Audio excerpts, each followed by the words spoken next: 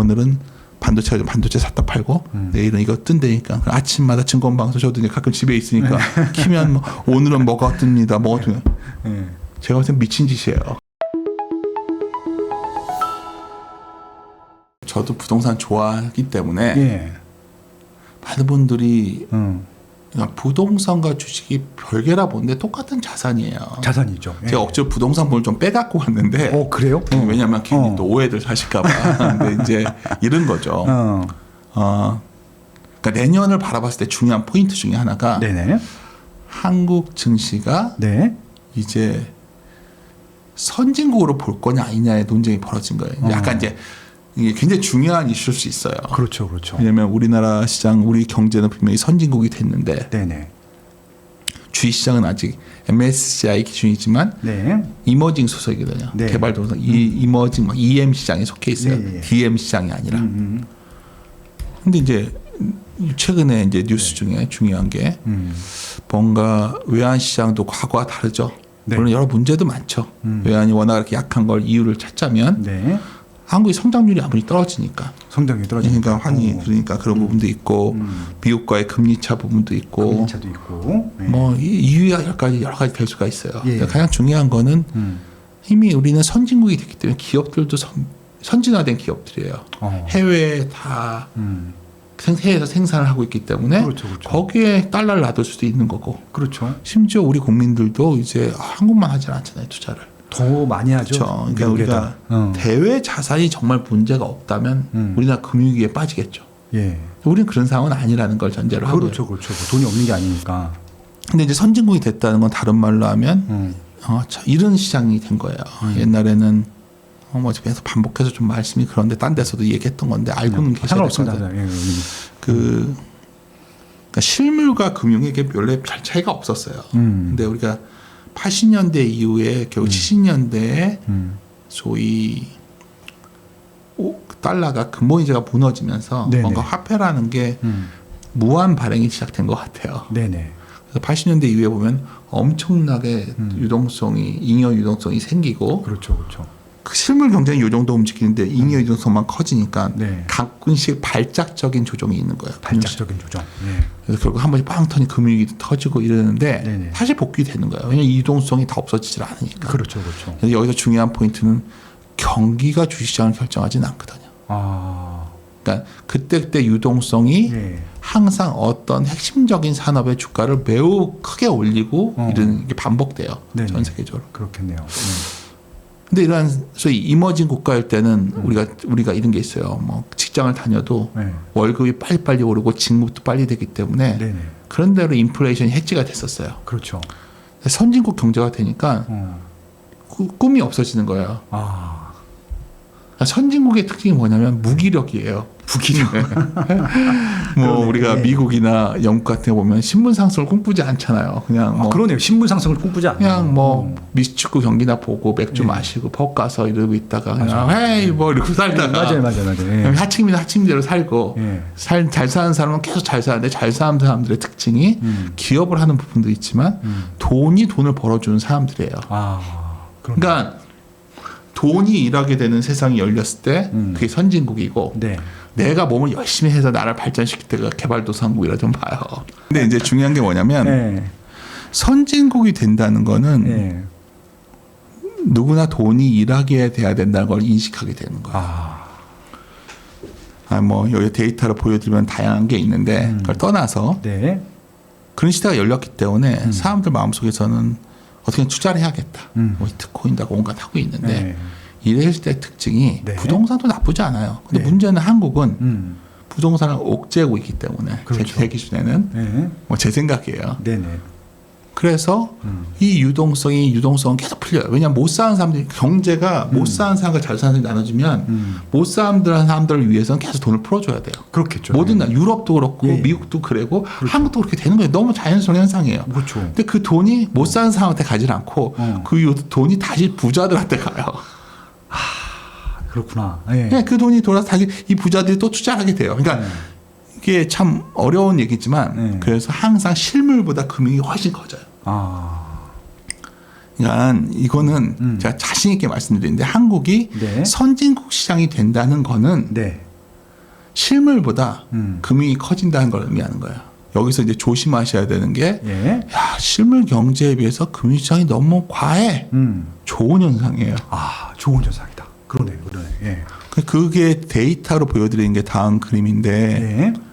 결국 이게 버핏 지수라고 버핏 지수죠. 예. 시가총액과 주식의 시가총액과 GDP를 비교해 주는 건데, 예. GDP 분의 시가총액. 그렇죠. 예. 미국 같은 경우에는 어마어마하게 늘어났잖아요. 네. 일본도 2012년 아베 집권 이후에 어마어마하게 늘어났죠. 그러네요. 일본도 그 전에 어떤 금융 자본보다는 그 일을 해야 돼, 뭐 이런 식으로 가다가 아베의 정책이 뭐죠? 중앙은행에서 ETF도 사버리고 그냥 그렇죠. 밀어붙인 거예요. 예, 맞습니다. 예. 그 경제가 이제 드디어 금리가 올라가는 시대가 왔죠. 일본이.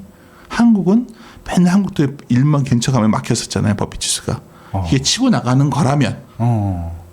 근데 치고 나가려면 우리가 치고 나가고 싶다고 하는 게 아니라 예. 선진국 스타일의 자금이 한국에 들어와야지 되겠죠. 그렇겠네요. 예. 그런 큰 자금들이. 그러니까 이머징 스타일로 운용되는 자금이 아니라 선진국 스타일 자금이 들어온다고 치자고요. 네. 근데 그런 아무나 들어오는 게 아니라 벤치마크 지수가 있는데 그게 MSCI DM 선진국 지수예요. MSCI DM. 네. 저는 내년에 관찰 대상국이 될 것 같아요. 관찰이 된다는 거는 편입된다는 얘기예요. 그 다음 해에. 관찰 대상국 지정되면 들어오기 시작해요. 네네. 확률이 높아졌다 보고 있어요. 그 증거가 몇 가지가 생각보다 외환시장이 상당히 더 탄력적으로 운용되고 있고 물론 기업들이 IR 자료 같은 걸 해외 영어로 작성해야 되는데 그게 안 되니까 하면 되는 거고 안 됐던 요건 중에가 외국인 통합 계좌라는 게 있었어요. 외국인들이 자유롭게 한국 접근성이 너무 떨어졌어요. 그렇죠. 지금 예를 들어서 우리가 미국 주식 살 때는 네. 거래하시는 증권사에서 살 수 있잖아요. 미국은 안 돼요. 안 돼요? 네. 오. 그러니까 그게 통합 계좌가 돼야 돼요. 그러니까 미국 계좌에서 한국 어떤 증권사 계약을 해서 이게 주문이 되게끔 해줘야 돼요. 장벽이 있구나. 불편하구나. 그래서 외국인들이 직접 개인적으로 투자할 수가 없는 시장이었는데 통합 계좌가 이제 1월 첫째 주부터 시작이 되잖아요. 그런 규제 요건을 풀어주고 있는 거예요. 뭐 그렇게 된다면 제가 보기에는 아까 내년 어떨까 물어보셨는데 이익도 나쁘지 않고 네네. 또 유동성도 그런 변화들 또 하나는 뭐 유동성제 뭐가 있을까요? 예를 들어서 최근에 11월에 조정의 촉발 변수 중에 하나는 글로벌 유동성 중에서 특히 미국의 단기 유동성이 말라가지고 나온 흐름이었거든요. 아직도 여전히 미국의 단기 유동성은 좋지 않아요. 근데 이제 그 이유를 찾자면 여러 가지가 있겠지만 결국 미국의 뭐 셧다운도 됐으니까 재정 주출도 줄어들었고 뭐 하여튼 여러 가지 이유가 있었어요. 여기서 뭐 일일이 다 그 데이터 없이 보여드리긴 좀 그러니까. 그런데 이제 중요한 거는 그거를 용납하기가 힘든 상황이에요. 트럼프 정부가. 그래서 하여튼 이번에 연준이 금리 내리는 것도 중요하지만 더 중요한 거는 결국 연준이 여러 가지 규제를 풀어줄 확률이 높았는데 얼마 전에 SLR 규제라는 완화를 발표해요. 사실 그 사람들이 이것도 그러니까 저희가 이제 뭐 더 많이 안다가 아니라 매우 중요한 변화가 생긴 거예요. 최근에 외국인 그날부터 미국 주식이 돌아선 거예요. 사실. 그렇죠. 그게 왜 그러냐면 우리가 결국 그런 소위 외국의 금융기관들이 위험 자산을 좀 갖고 오려면 살 수 있는 게 풀려야 돼요. 그러니까, 그러니까 외국에 투자은행이 한 2,500억 달러 되는 곳들에서는 그 소위 3%에 묶여 있어요. 살 수 있는 게. 근데 이제 그게 그런 규제가 있어요. 그거를 완화하는 걸 발표해 버렸어요. 그것도 있으니까 이제 제 생각에는 미국의 국채 금리가 좀 더 안정화되지 않을까요? 우리가 국채 금리가 안정화돼야 되는 이유가 있어요. 미국이 계속 단기채만 발행했었는데 지네들이 돈을 돌려막기 하니까 이제 장기채 발행해야 되거든요. 그래서 어떻게든지 10년 국채 금리를 낮춰야 돼요. 시간이 없어요. 그래서 이제 밀어붙이고 있는 것 같고. 그러한 일을 할 때 가장 중요한 소위 의사결정 공자 중에 하나가 연준 의장이거든요. 연준 의장. 연준 의장을 빨리 재지명하려고 하는 거잖아요. 내년에 바뀌잖아요. 내년에 바뀌는데 미리 이제 어떻게 그렇죠, 보면은 그렇죠. 분위기 착 물려가는 거죠. 근데 우리가 이제 이번에 연준 의장이 되는 사람이 아마도 그 닉슨 이후에 그때 연준 의장이 한 명 있어요. 그분 이후에 최악의 연준 의장이 될 확률이 높다고 해요. 정치적인 연준의 독립성이 훼손돼서 훼손될 사람이라고 보는 거죠. 그래서 이제 그러한 예정이 된다면 아까 이제 주가를 그러니까 당장 저에게 내일은 오를까요? 빠질까요? 물어보면 제가 자신이 없지만 저에게 내년에 EPS는 언제까지 오를까요? 소위 PER 구성하는 유동성 부분은 좀 개선될까요? 하면 최소한 내년 상반기? 좀 불안해지는 건 내년 하반기? 내후년? 이 정도 아닐까요? 근데 문제는 걱정되는 건 오히려 지금 도망갔다가 그때 다시 사는 거죠. 예를 들어 삼성전자를 막 불안하니까 지금 팔았다가 12, 13에 다시 살 수도 있는 거죠. 예를 들어서 그때는 더 선명해 보일 테니까. 그러니까 투자라는 게 기본적으로 투자가 뭘까? 제가 이제 어디 칼럼 같은 걸 쓰기 때문에 이제 그럴 때 이제 찾는 방법 중에 하나는 이제 고전을 많이 읽는 편이에요. 생각보다 고전을 전 읽어보는 편에 속해요. 근데 이제 그러다 보면 이제 그레이엄에 대한 환상도 깨지게 되고 여러 가지가 드는데 특히 거기서 트레이딩이란 개념에 대해서 잘 생각해요. 트레이딩이라는 게 뭐냐. 옛날에는 트레이딩이 뭐였냐면 가격 보면서 어떻게 할 수 있는 여력이 더 쉬웠어요. 사람끼리 싸웠으니까. 알고리즘이라는 게 생기면서 트레이딩은 이제 어떻게 진화를 해버렸냐면 트레이딩이 진화되는 곳들의 특징적인 게 뭐냐면 엄청난 잦은 매매를 일으키는 소위 미국의 헤지펀드들이에요. 그리고 국내도 S&T 같은데 S&T라는 증권사의 부분이 있는데 거기도 굉장히 알고리즘적인 접근을 해요. 그게 뭐냐면 알고리즘 매매의 특징은 시장의 판단을 잘 안 하려고 그래요. 뉴트럴 중립에 놓고서 비효율적인 데만 찾아가지고 그 비효율적인 차익만 먹는 거예요. 그러니까 예를 들어 지금 시점에서 가끔 가다 보면 뭐 어떤 우선주가에 괴리 갖고 사는 방법도 있고 예를 들어서 배당 수익률을 계산해 볼 수도 있잖아요. 최근에 이제 제가 가끔 말씀드리는 무슨 엘리베이터 주식이 있는데 그게 예를 들어 내년 3월까지 RCPS라는 채권을 상환해야 돼요. 상환하지 못하면 금리 12% 물어요. 대주주 입장에서는 어떻게든 배당을 받아서 그 돈을 끄고 싶을 거 아니에요. 그렇기 때문에 배당 재원을 마련하는 소위 이벤트 드리븐 스킬, 그런 이벤트 드리븐이라는 전략이 있어요. 어떤 이벤트를 중심으로 어떻게 그런 것들한 게 트레이딩이에요. 근데 자꾸 트레이딩을 오해하시는 거예요. 내가 이런 거죠. 오늘은 반도체 샀다 팔고 내일은 이거 뜬다니까 아침마다 증권방송 저도 이제 가끔 집에 있으니까 키면 뭐 오늘은 뭐가 뜹니다. 뭐가 뜨냐. 제가 봤을 때 미친 짓이에요. 그걸 보고서 같이 경마장에서 말권 사는 거와 똑같은 행위를 하고 있는 거예요. 그거는 절대 트레이딩도 안 되는 거예요. 그러니까 저는 무슨 생각을 하는 거냐면 그거 할 수 있다면 하는데 그게 하기가 만만치 않다면 기껏 우리가 할 수 있는 거는 투자라는 게 뭐냐는 거예요. 투자는 내가 불확실성을 얼마에 얻냐의 게임이에요. 그러니까 불확실하지 않으면 우리는 싸게 얻을 수가 없어요. 불확실해야지 누군가 싸게 팔 테니까. 그러니까 그거를 어떻게 해서 내가 원하는 가격에 가져가서 그러니까 이런 거죠. 근데 그걸 옛날에 그레이엄 시대에는 그레이엄이 제가 권한 것 중에 출판사 사장님한테 되게 죄송하지만 많은 분들이 뭐 시크릿 애널리스트 사놓고서 막 읽어보려고 하잖아요. 읽지 마세요. 어차피 뭐 이해도 안 가고 스타디해도 잘 안 되고. 근데 현명한 투자자 정도가 있다고 치자고요. 좋은 책이니까 뭐 여러 가지 개념적 정의를 해준 책이니까. 근데 현명한 투자자 어디에도 가치가 뭐다고 정확히 정의 안 해줬어요. 안전바지 뭐냐는 여러 가지 논란이 있지만 배경을 보면 이런 거죠. 그 당시에 1949년 당시에는 어쩜 회계적인 해석조차도 굉장히 희소화된 시절이에요. 그러니까 재무제표만 잘 뒤져봐도 장부에 숨겨놓은 어떤 것들을 찾아내서 평균 회계에 갈 수 있는 그러니까 담배꽁초이론이 되던 시절이었어요. 평균 회계가.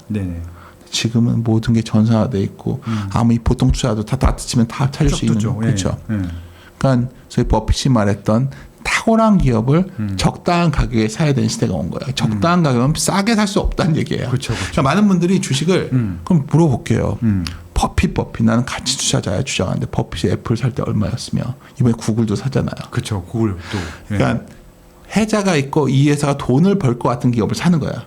돈을 벌 수 있는 기업은 사실 버핏이 생각하는 핵심은 막 소위 이코노미 모트라는 소위 장벽을 갖고 있어야 된다는 거죠. 그 중에 핵심적인 것 중에 하나가 결국 B2B 업체는 기술력일 거고 브랜드에 대한 신뢰도 같은 거겠죠. 하여튼 그런 식으로 시장을 보다 보면 지금 현재 시장에서 이런 소위 기술주, 네. 우리 한국의 어떤 기술적 장벽들이 지금 굉장히 강화되는 기업들이 있다는 거예요. 그렇죠, 그렇죠. 투자는 뭐냐면 불확실한 기간에 확실할 때 줄이는 거예요. 그렇죠, 그렇죠.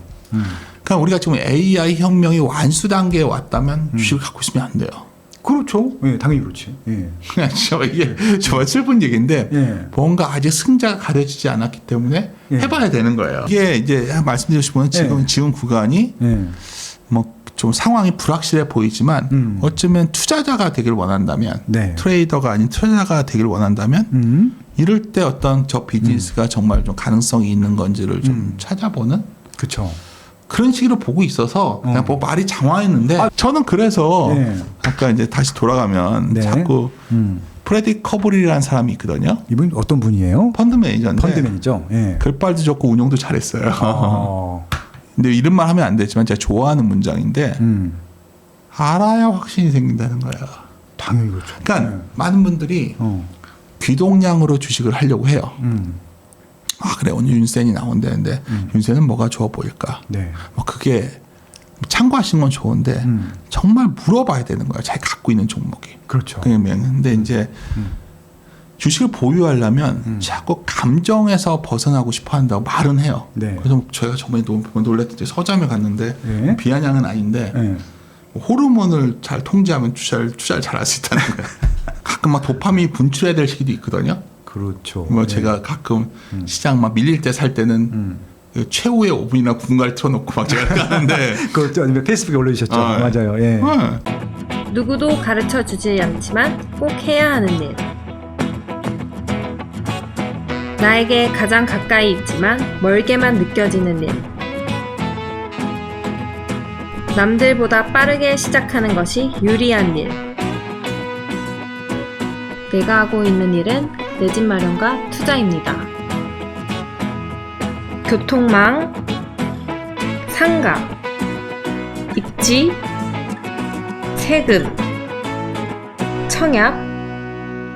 나는 이 모든 일을 스마트 튜브 경제 아카데미에서 시작하고 있습니다. 스마트 튜브 경제 아카데미.